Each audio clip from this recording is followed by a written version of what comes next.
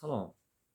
میستر، میسیس، میس، میز چی معنا دارند؟ خب میستر برای آن مردهای استفاده برده می شوند که یعنی اویله دارند، یعنی صاحبی زن هستند. اینها رو در زبان انگلیسی میستر گفته نام میبرند یا خطاب میکنند. خب مثال میستر جک یعنی جنابی جک.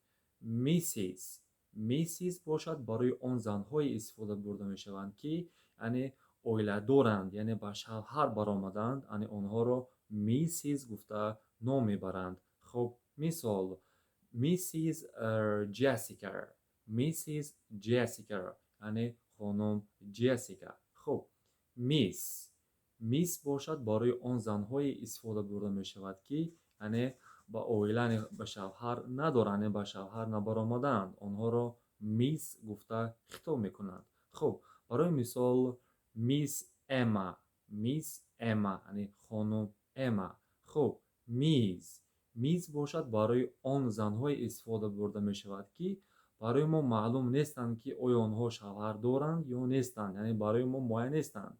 خب ما اینها رو با زبان انگلیسی میز، میز گفتن خطاب نام میبریم. برای مثال میز سارا، میز سارا یعنی خانم سارا گفتن ما نام میبریم. خب معنی بود راه ها و طرز نام بردن آدمان در زبان انگلیسی. خب تا درس آینده خود رو احتیاط کنید.